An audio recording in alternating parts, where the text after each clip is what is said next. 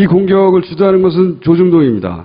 조중동이고 언제나 그렇듯이 구체적인 사례를 인 듯 포장하여 공격을 해요. 그렇죠. 예. 그래서 그런 공격을 쭉 정리해가지고 그걸 어떻게 해석해야 되는가를 알려주실 거예요, 오늘. 자, 대출 규제를 많이 해서, 이게 이제 다 조중동에 나오는 기사들이에요.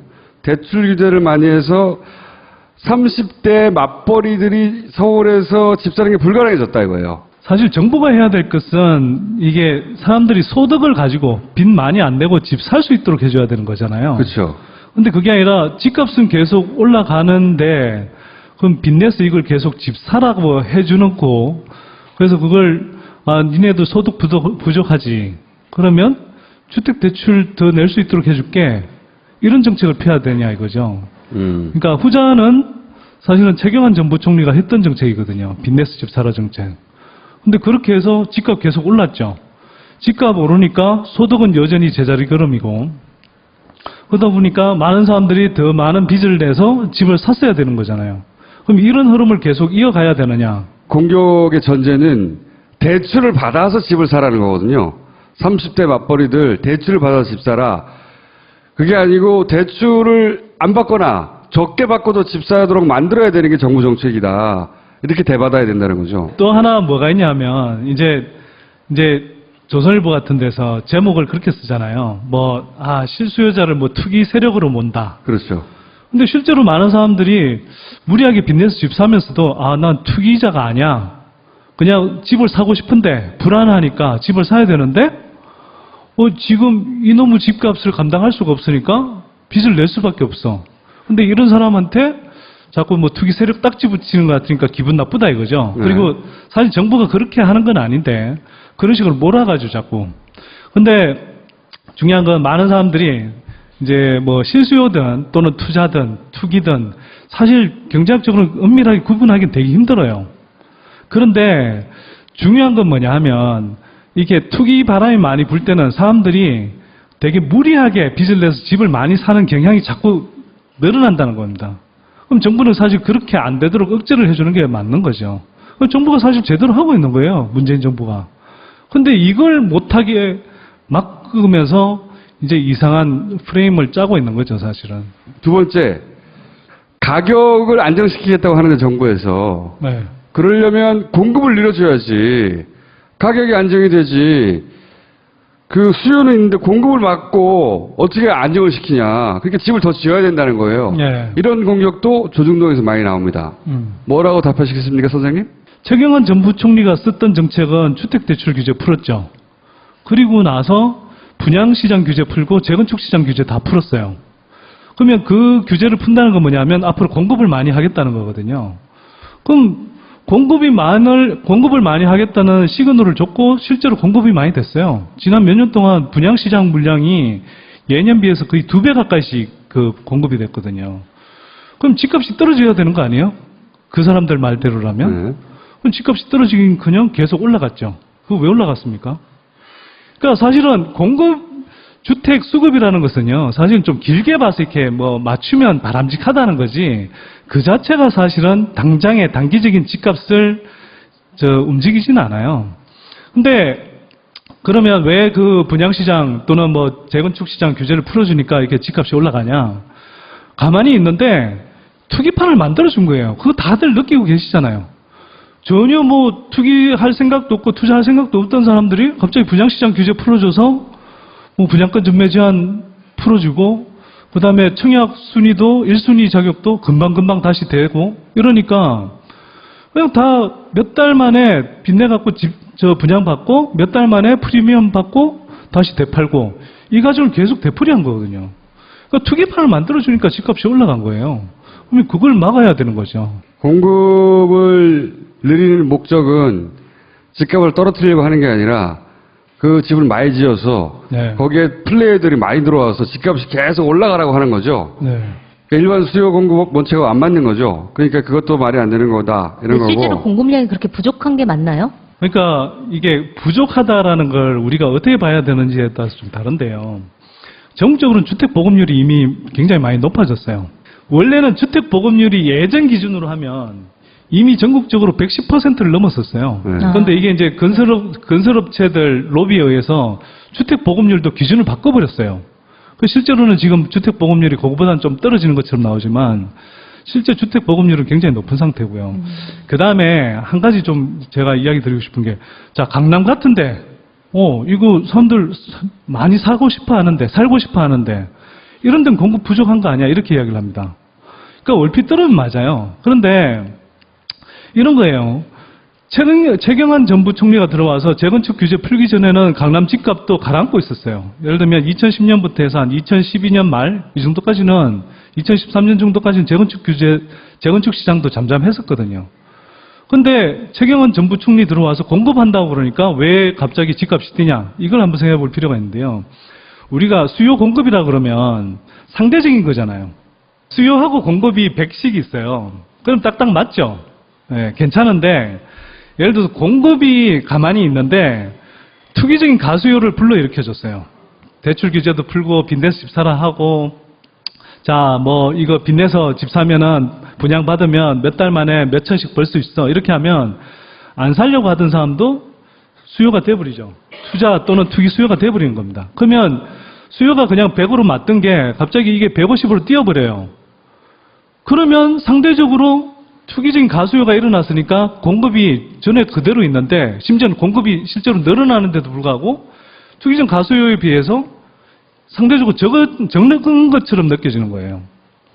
그래서 강남은 막 투기 바람이 불 때는 공급이 부족한 것처럼 보이고, 그래서 이게 집값이 뛰는 것처럼 보이지만 실제로는 공급이 부족해서라기보다는 투기 바람을 불러일으켜서 이렇게 되는 겁니다. 또 하나 있습니다. 아파트 매매가가 떨어지면 네. 내 집값이 올라갈 거라는 기대 심리가 떨어져가지고 그럼 전세를 선호하게 된다. 그러면 전세 대란이 일어난다 이거예요. 그것도 사실 개뻥이죠. 왜 개뻥입니까? 전세 대란은. 집값이 올라가면 전세값이 따라 올라가죠. 대체로. 그 다음에 집값이 떨어지면 전세값이 대체로 따라 떨어져요. 이거는 뭐 통계 간단하게만 봐도 다 알 수 있는 사실이거든요. 실제로 최근 몇 년 동안 집값이 많이 올랐던 지역들이 전세값도 많이 올랐어요. 그런데 왜 언론에서 자, 집값이 떨어지면 전세난이 오냐, 뭐 이런 식으로 이제 이야기를 해요. 그건 뭐냐면, 이제 기득권 언론들 보도는 이런 거죠. 그러니까, 자, 집값이 떨어지면, 주택을 사려는 사람들보다 상대적으로 전세를 사려는 수요가 늘어날 거다. 그래서 전세 쪽으로 수요가 몰리면 전세난이 온다. 뭐 이런 식의 이야기예요. 근데 실제로 그게 한 2009년, 2010년쯤에는 일시적으로 병목 현상 비슷하게 그런 게 온 적이 있었지만 2011년 이후로는 그게 실현된 적이 한 번도 없습니다. 그러니까 제 말은 뭐냐면 그냥 집값이 하향 안정화되면 사실 전세가도 하향 안정화되게 돼 있습니다. 실제로요. 집값을 안정시키는 정책을 썼을 때 전세가가 상대적으로 떨어지는 경향을 보였어요. 대표적으로 2011년, 2012년에 수도권의 경우에 집값이 상대적으로 되게 안정됐었거든요. 심지어 떨어지기도 했었습니다. 그때 전세가 상승률을 한번 생각해 보세요. 상대적으로 덜 올랐었어요, 그때. 개뻥이다. 예, 개뻥이죠. 자, 요거는 내가 보기엔 설득이 좀 있는 건데, 뭐냐면, 갭 투자라는 게 있잖아요. 최근 최신 유행이죠. 그러니까, 대출을 끼고 집을 사는 거죠. 그러니까 전세비랑 집값이랑 차이가 얼마 안 나니까 그렇죠. 제가 대출을 받아도 전세금을 받아가지고 그 대출을 메울 수 있는 거죠. 1억짜리 집을 사는데 전세가 9천이야. 그럼 1,000만 원만 있으면 되잖아요. 그렇죠. 그 갭을 가지고 계속 투자하는 갭 투자라고 하는 건데, 근데 그 1,000만 원이라도 집을 10채, 20채 가진 사람들이 있을 거 아니에요. 그러면 그 다 대출이잖아요, 대출. 네. 쭉 대출을 끼고 있는데, 그러니까 집을 막 20채, 30채 가진 사람들이 있거든요. 이런 갭 투자로. 그 대출 규제가 강화돼서 대출을 못 갚아. 그러면 세입자들이 보증금을 못 받을 수 있다. 자기는 내 돈이 주인한테 잘 있는 줄 아는데 주인이 사실은 깡통인 거야. 다 대출이어서. 그래서 이렇게 갭 투자자들을 때려잡으면 그러면 그 깡통 전세가 급증을 해가지고 세입자들이 보증금을 돌려받지 못하는 그런 극악무도한 사태가 벌어질 수 있다. 이런 분석이 있단 말이죠. 기본적으로 세 가지 전제 조건이 충족이 돼야 돼요. 전세가는 계속 올라주고, 그 다음에 집값도 계속 올라줘야 되고, 금리는 계속 낮은 수준으로 유지돼야 되거든요. 이 세 가지 전제가 충족이 돼야 되는 건데, 그러면 앞에 두 가지, 집값이 계속 올라지고 전세값이 계속 오르면 기본적으로 서민들이 되게 힘들어요. 그래서 사실 갭 투자 때문에 최근 몇 년간 전세가가 오르거나 또는 월세가 올라가거나 이런 현상이 되게 많았거든요. 네. 그러면 그 조중동 말대로라면 이걸 방치해놓고 계속 전세가, 월세 올라가도록 만들어서 서민들 눈에서 계속 피눈물이 나도록 해야 되는 겁니까? 이걸 근데 어디 일시하면 그런 깡통 전세가 생길 우려는 있잖아요. 그러니까 깡통 전세가 생길 우려가 있죠. 네. 그러니까 사실은 이런 상태가 안 되도록 미연에 방지하는 게 훨씬 중요하죠. 발생했어 이미 근데. 그러니까 하향 안정화되도록 하는 게 저는 중요하다고 생각해요. 그러니까 무리하게 빚내서 뭐 갭 투자를 했다. 이런 사람들 중에서는요, 일부 피해 볼 수 있어요. 피해 볼 수 있지만, 그런 사람들은 나름대로는 자기가 어쨌거나 뭐 돈 벌 때는, 그럼 그걸로 돈 벌었을 때는 뭐 사회 하나는 할 거 아니었잖아요. 그럼 당연히 떨어지면 자기가 손해를 봐야 되는 게 맞아요. 다만, 정부는 이게 너무 급격하게 하락해서 정말 이제 세입자들도 힘들어질 수 있는 그런 상황들은 좀 가능하면 방지해야죠. 그러니까 점진적으로 하향 안정화되도록 하면요. 사실은 이게 이 여러 채 가진 사람들이 자기가 좀 감당하기 힘든 사람은 예를 들어서 10채 중에 2채 팔면 되잖아요. 그 팔면 상대적으로 소득 여력이 괜찮은 사람이 그걸 손바뀜을 해서 그냥 세입자를 보호해주면 되는 거거든요. 그리고 이거 외에 그러면 이제 뭐 예를 들어서 전세 보증제도라든지 그러니까 전세금 보증제도라든지 또는 제가 제안하는 것은 뭐냐면 공급재무 컨설턴트 이런 사람들을 고용해서 이른바 이제 이런 하우스푸어로 전락할 수 있는 다주택 집주인들 이런 사람들을 사전에 이제 이 재무 컨설팅을 하고요. 또 어찌 보면 이 사람들이 과도한 부채를 지고 있다 그러면 이제 채무자인 은행권과 이 협상할 수 있다. 너무 전문적인 얘기는 하지 마시고요. 귀에 안 들어오기 시작했어요. 여하간 핵심은 네. 하향 안정화, 점진적으로 하향 안정화 시켜주고 손바뀜이 자연스럽게 일어날 수 있도록 해주면 사실 그 충격은 크지 않다. 그럼 전반적으로 지금 현재 문재인 정부의 부동산 정책은 제대로 가고 있는 거예요? 지금까지 나온 대책은 사실 좀 단기적인 대책이잖아요.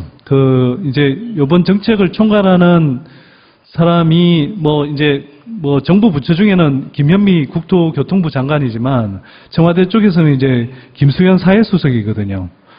그러니까 이 두 분이 이제 투탑이 돼서 이제 좀 정책을 내놓고 있는데 그 김수현 수석이 이런 표현을 썼어요. 이게 단기 불꺼기 대책이다. 단기 불꺼기 대책이다. 네네.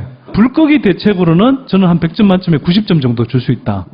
이 정도 생각하고요. 웬일이에요, 짠 양반이.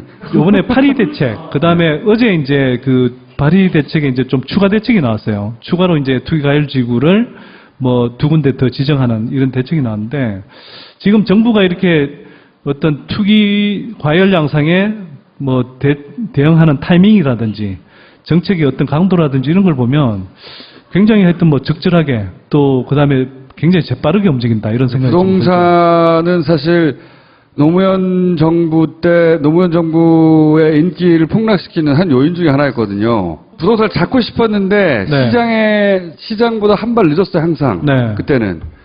그게 굉장히 뼈아픈 기억인 것 같아요 보니까. 그러니까 이제 문재인 정부는 한편으로는 되게 유리한 입장에 있다고 저는 생각이 돼요. 어떤 의미냐. 노무현 정부 때 어쨌거나 그 경험이 되게 소중한 건데 아까 이야기했던 김수현 수석 같은 경우는 노무현 정부 때도 부동산 정책에 상당히 많이 관여를 했던 분이거든요. 네. 그러면서 노무현 정부 때 이제 부동산 문제가 하도 심각하니까 그때 정책 수단들을 상당 부분 많이 개발했고 또 그런 정책 수단들을 구사했을 때 어떻게 어떤 되돌아오는지 효과가 발생하는지 효과가 있는지 없는지 이런 것들을 어느 정도 이제 다 겪어봤단 말이에요. 그리고 조중동의 힘이 예전만 못해. 그런 것도 있죠. 그런 것도 있고 그것도 있어요. 파파이스 같은 데가 네. 예, 견제 역할을 해주고 있는 것도 있죠. 그게 아주 크죠. 그러니까 이제 이런 조중동이 이제 부동산 관련해가지고 공격하는 것에 대해서 현혹되지 마라. 좋아요. 그럼 오늘 나오신 진짜 이유가 뭡니까? 사실 오늘 차트도 준비해왔는데 뭐 이걸 사용할 시간은 없는 것 같고요. 내가 봤는데 보면 재미없어. 하나 보여줄게요. 재미없어. 아니, 한 김에 요거는 보여주자, 진짜. 요거만? 예. 네. 이거 한번 보시면요. 노무현 정부 때는 사실은 이런 이야기를 해요. 언론의 외국 보도 중에 또 중요한 것 중에 하나는 노무현 정부 학습 효과라는 거예요. 노무현 정부 때 그렇게 투기 억제책을 썼어도 안 됐지 않냐. 집값이 많이 올랐지 않냐.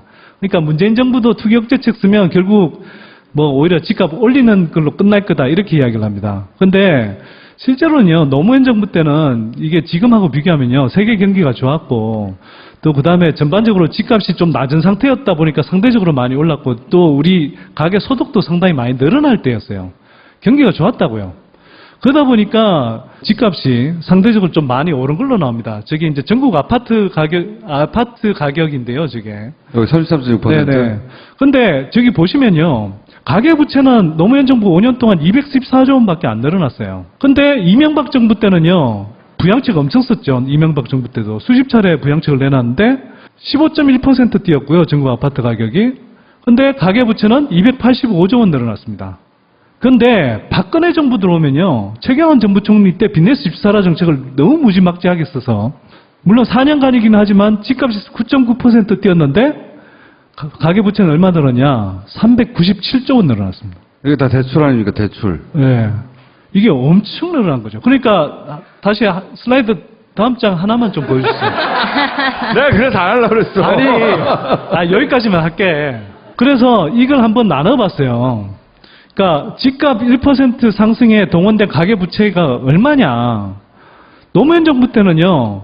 그냥 사람들이 경기 여건이 좋았고 소득이 있었기 때문에 1% 올라가는데 6.4조 원 있으면 됐어요. 근데 이명박 정부 때는 19조 원 정도 있었어야 됐고요. 박근혜 정부 때는 1% 올라가는데 40조 원씩 동원이 된 겁니다. 뭐 그냥 경기 자체를 생각하면, 한국 경제 상황을 생각하면 집값이 올라갈 수 없는 상황인데 진짜 막 무리하게 억지로. 미친 짓을 해가면서 빚내서 집 사게 해서 억지로 올린 겁니다. 이 돈은 그럼 어디로 간 겁니까? 누가 먹은 거예요? 이 돈은 건설업체로 갔죠. 뭐 몇 년 동안 건설 부채가 엄청 있었는데 사실 지난 몇 년간 부동산 경기를 띄운 건 건설 부채를 사실 가계 부채로 옮기는 과정이기도 했습니다. 그러니까 이 돈의 흐름을 보면 네. 빚덩이였던 건설회사들이 이 과정을 통해서 빚을 털어내고 그 빚은 개인들이 가져간 거예요. 은행 그렇죠. 빚으로. 네. 은행 대출. 우리 다 빚이잖아. 네. 그 은행한테 돈 빚내가지고 건설회사에 준 거죠. 실제로는. 그런 셈이 된 거죠. 근데 이걸 이제 좀 뒤집어서 보면요. 가격이 올라갈 때는 이게 별 문제가 없는데 만약 떨어진다고 한번 생각해 보세요. 1% 떨어질 때마다 저렇게 무리하게 빚내서 집 샀던 사람들이 하우스푸어로 전락할 가능성이 훨씬 높아지잖아요. 이게 제가 볼 때는요, 뭐 박근혜 정부 최순실, 뭐 박근혜 게이트, 이게 뭐 굉장히 심각한 문제이지만 한편으로는 정책적으로 정말 국민들한테 피박하기 쉬운 정책이 저는 이 정책이라고 생각합니다. 가계부채를 늘려도 너무 늘려버렸어요. 너무. MB 정부는 제가 볼 때 나쁜 놈들 베스트였기 때문에 사실은 그 잘못한 게 잘 안 드러나도록 굉장히 잘하는 놈들이었어요. 그러니까요. 아주 치밀하게 잘 빼먹었어요. 네. 근데 박근혜는요, 어찌 보면 좀 뭐 순진무구하다 그럴까? 정책적으로 이렇게 가계부채 늘린 건요. 무식한 거예요, 애들이 진짜. 박근혜 정부가 진짜 미친 짓 한 겁니다. 너무 위험천만한 도박을 한 거예요. 그러면 한번 보세요. 저렇게 가계부채가 폭증해 있으면 저걸 제어하는 정책을 쓰는 문재인 정부가 잘못된 겁니까? 근데 이게 이런 상태로 이제 터지기 직전인데 조중동은 계속 그 방향으로 가자고 하는 거예요. 한마디로 말하자면. 그러니까 신문 광고에 주수입은이 아파트예요. 그러니까 건설업체 입장에서 계속 뭐 공급이 부족하니까 집값 오른다. 그러니까 계속 공급해야 되고 분양 물량 많이 쏟아내게 해줘야 된다. 그리고 이렇게 공급이 부족하니까 집값은 계속 오를 거고 뭐 주택 소비자들은 계속 빚내서 집 사게 해줘야 된다. 뭐 이런 식의 논조들이 계속 나오는 거예요. 그거를 보다 못해서 파파이스에 나와서 그걸 알려야 되겠다고 분연히 떨쳐. 실수요자를 뭐 투기 세력으로 몬다. 그렇죠. 근데 실제로 많은 사람들이 무리하게 빚내서 집 사면서도 난 투기자가 아니야. 그냥 집을 사고 싶은데 불안하니까 집을 사야 되는데 지금 이놈의 집값을 감당할 수가 없으니까 빚을 낼 수밖에 없어. 근데 이런 사람한테 자꾸 뭐 투기 세력 딱지 붙이는 것 같으니까 기분 나쁘다 이거죠. 네. 그리고 사실 정부가 그렇게 하는 건 아닌데 그런 식으로 몰아가지고 자꾸. 근데 중요한 건 많은 사람들이 이제 뭐 실수요든 또는 투자든 투기든 사실 경제학적으로 은밀하게 구분하기는 되게 힘들어요. 그런데 중요한 건 뭐냐 하면 이게 투기 바람이 많이 불 때는 사람들이 되게 무리하게 빚을 내서 집을 많이 사는 경향이 자꾸 늘어난다는 겁니다. 그럼 정부는 사실 그렇게 안 되도록 억제를 해주는 게 맞는 거죠. 그럼 정부가 사실 제대로 하고 있는 거예요. 문재인 정부가. 근데 이걸 못하게 막으면서 이제 이상한 프레임을 짜고 있는 거죠, 사실은. 두 번째, 가격을 안정시키겠다고 하는데 정부에서 네. 그러려면 공급을 늘려줘야지. 가격이 안정이 되지. 그 수요는 있는데 공급을 막고 어떻게 안정을 시키냐. 그러니까 집을 더 지어야 된다는 거예요. 네. 이런 공격도 조중동에서 많이 나옵니다. 뭐라고 답하시겠습니까, 선생님? 최경환 전 부총리가 썼던 정책은 주택대출 규제 풀었죠. 그리고 나서 분양시장 규제 풀고 재건축시장 규제 다 풀었어요. 그러면 그 규제를 푼다는 건 뭐냐면 앞으로 공급을 많이 하겠다는 거거든요. 그럼 이 공격을 주도하는 것은 조중동입니다. 조중동이고 언제나 그렇듯이 구체적인 사례인 듯 포장하여 공격을 해요. 그렇죠. 예. 그래서 그런 공격을 쭉 정리해가지고 그걸 어떻게 해석해야 되는가를 알려주실 거예요, 오늘. 자, 대출 규제를 많이 해서, 이게 이제 다 조중동에 나오는 기사들이에요. 대출 규제를 많이 해서 30대 맞벌이들이 서울에서 집 사는 게 불가능해졌다 이거예요. 사실 정부가 해야 될 것은 이게 사람들이 소득을 가지고 빚 많이 안 내고 집 살 수 있도록 해줘야 되는 거잖아요. 그렇죠. 근데 그게 아니라 집값은 계속 올라가는데 그럼 빚내서 이걸 계속 집 사라고 해주놓고 그래서 그걸 니네도 소득 부족하지. 그러면 주택대출 더 낼 수 있도록 해줄게. 이런 정책을 펴야 되냐 이거죠. 그러니까 후자는 사실은 최경환 전 부총리가 했던 정책이거든요. 빚내서 집 사라 정책. 근데 그렇게 해서 집값 계속 올랐죠. 집값 오르니까 소득은 여전히 제자리 걸음이고 그러다 보니까 많은 사람들이 더 많은 빚을 내서 집을 샀어야 되는 거잖아요. 그럼 이런 흐름을 계속 이어가야 되느냐? 공격의 전제는 대출을 받아서 집을 사라는 거거든요. 30대 맞벌이들 대출을 받아서 집 사라. 그게 아니고 대출을 안 받거나 적게 받고도 집 사도록 만들어야 되는 게 정부 정책이다. 이렇게 대받아야 된다는 거죠. 또 하나 뭐가 있냐면 이제 조선일보 같은 데서 제목을 그렇게 쓰잖아요. 공급을 많이 하겠다는 시그널을 줬고 실제로 공급이 많이 됐어요. 지난 몇 년 동안 분양시장 물량이 예년 비해서 거의 2배 가까이씩 그 공급이 됐거든요. 그럼 집값이 떨어져야 되는 거 아니에요? 그 사람들 말대로라면? 네. 그럼 집값이 떨어지긴커녕 계속 올라갔죠. 그거 왜 올라갔습니까? 그러니까 사실은 주택 수급이라는 것은요, 사실은 좀 길게 봐서 이렇게 뭐 맞추면 바람직하다는 거지, 그 자체가 사실은 당장의 단기적인 집값을 움직이지는 않아요. 근데, 그러면 왜 그 분양시장 또는 뭐 재건축시장 규제를 풀어주니까 이렇게 집값이 올라가냐? 가만히 있는데 투기판을 만들어준 거예요. 그거 다들 느끼고 계시잖아요. 전혀 뭐 투기할 생각도 없고 투자할 생각도 없던 사람들이 갑자기 분양시장 규제 풀어줘서 뭐 분양권 전매 제한 풀어주고 그 다음에 청약 순위도 1순위 자격도 금방금방 다시 되고 이러니까 그냥 다 몇 달 만에 빚내갖고 분양받고 몇 달 만에 프리미엄 받고 다시 되팔고 이 과정을 계속 되풀이한 거거든요. 그러니까 투기판을 만들어주니까 집값이 올라간 거예요. 그럼 그걸 막아야 되는 거죠. 공급을 늘리는 목적은 집값을 떨어뜨리려고 하는 게 아니라 그 집을 많이 지어서 네. 거기에 플레이어들이 많이 들어와서 집값이 계속 올라가라고 하는 거죠. 네. 그러니까 일반 수요 공급 원칙하고 안 맞는 거죠. 그러니까 그것도 말이 안 되는 거다 이런 거고. 실제로 공급량이 그렇게 부족한 게 맞나요? 그러니까 이게 부족하다라는 걸 우리가 어떻게 봐야 되는지에 따라서 좀 다른데요. 전에 그대로 있는데 심지어는 공급이 실제로 늘어나는데도 불구하고 투기적 가수요에 비해서 상대적으로 적은 것처럼 느껴지는 거예요. 그래서 강남은 막 투기 바람이 불 때는 공급이 부족한 것처럼 보이고 그래서 이게 집값이 뛰는 것처럼 보이지만 실제로는 공급이 부족해서라기보다는 투기 바람을 불러일으켜서 이렇게 되는 겁니다. 또 하나 있습니다. 아파트 매매가가 떨어지면 네.